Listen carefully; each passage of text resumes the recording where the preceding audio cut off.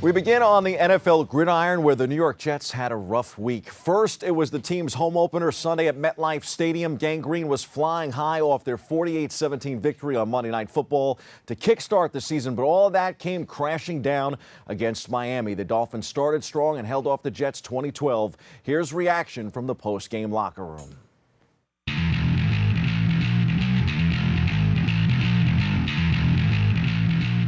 You missed opportunities in the first half. When you guys start to get back in the game late in the game, do you feel like you're maybe turning a corner or might be able to come back? No, I mean, we had the belief that we could win that game even when we were coming in at halftime.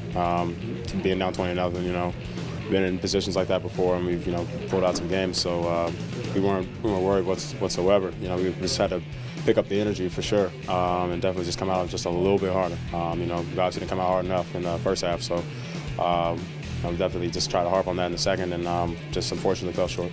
I'm obviously disappointed about the loss. First home game. We came off of a big win last week, and we wanted to keep staying consistent. But overall, I'm not disappointed in my team. Guys coming in here, hanging our heads high still. Nobody's walking around moping and acting like, this is the end of the world. And, we know that this is a long road ahead of us. And, we're going to see them again later on down the road. And, guys are ready to get after the next one. Well, I would definitely hope that, they still believe in us, man. I mean, it's one game. We definitely, we lost, obviously. But, to give up on, an organization after one loss is, I don't agree with. But, hey, it's not our place to judge. At the end of the day, we got to go out there and continue to do what we do. And hopefully, the fans are supporting us through thick and thin.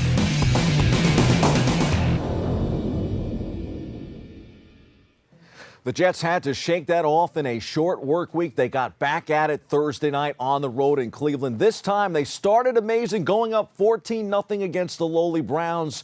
But the Jets suffered an epic meltdown with plenty of fault to spread around. Rookie signal caller Sam Darnold threw 2 late picks, and the Jets blew a 2-touchdown lead, becoming the first team to lose to the Browns in 635 days. Top draft choice Baker Mayfield came in at quarterback and rallied Cleveland in a stunning finish. I'm sure plenty of Jet fans went to bed last night thinking Thursday Night Football was a wrap, to wake up this morning to the shocking score. The Jets will look to rebound at Jacksonville on September 30th. Rebound is the same word the New York Giants should focus in on. Big Blue fell to 0-2 in Dallas last Sunday. The offense couldn't seem to get out of its own way. Eli Manning was sacked 6 times. Manning and the G-men are mastering the check down, and it's getting them nowhere. He is completing a high percentage of passes in the first 2 weeks, but virtually nothing is happening downfield. The result, a 2013 loss to the Cowboys on the road. The return from injury of star wide receiver Odell Beckham Jr. and the addition of prize rookie running back Saquon Barkley provided plenty of optimism for the Giants entering the season. A similar mindset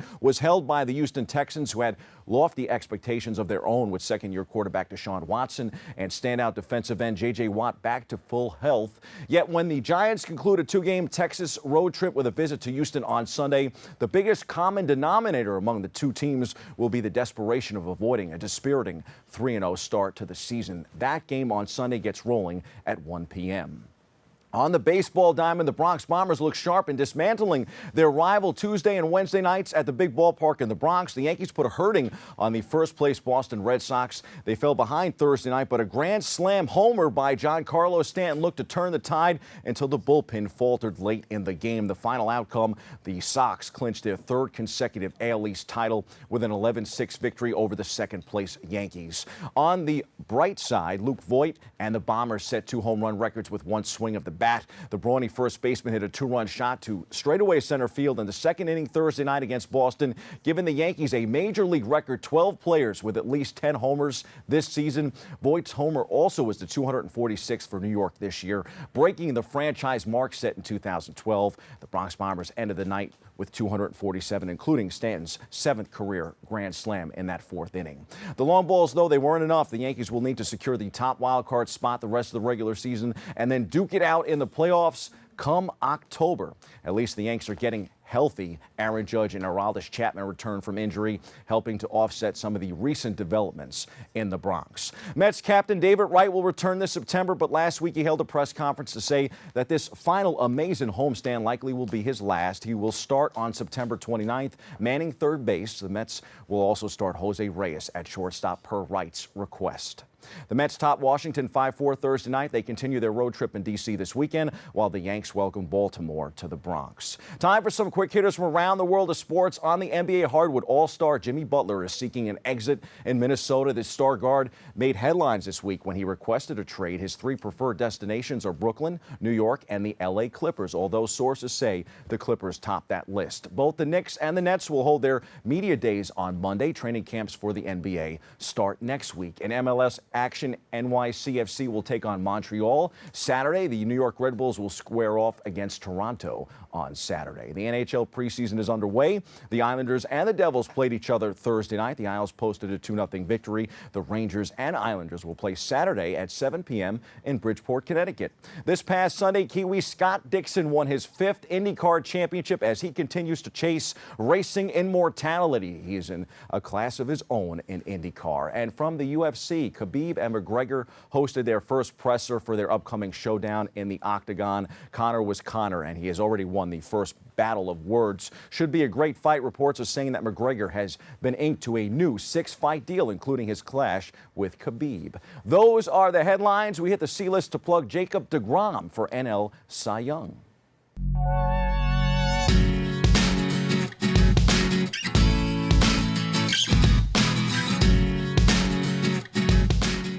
Sure, Mets ace Jacob deGrom is 8-9 this season, but deGrom leads the majors in WAR 8.0 and ERA 1.78. He trails only Boston ace Chris Sale in fielding independent pitching and has allowed 3 runs or fewer in 27 straight starts, the longest single-season streak in MLB history. deGrom has pitched 22 consecutive quality starts, which ties him with Bob Gibson back in 1968 and Chris Carpenter in 2005 for the longest streak in history. He has a 1.59 ERA against teams 500 or better. deGrom has 9 starts of at least 6 innings and 1 or 0 runs without getting a win. That's the most in history in a single season. Certainly sounds pretty worthy of the Cy Young to me. I hope he finishes 500 or slightly better. I think that will shore it up for him. Regardless, he should win the award. Share your thoughts with us on social media. That's your sports. I'm Bobby C.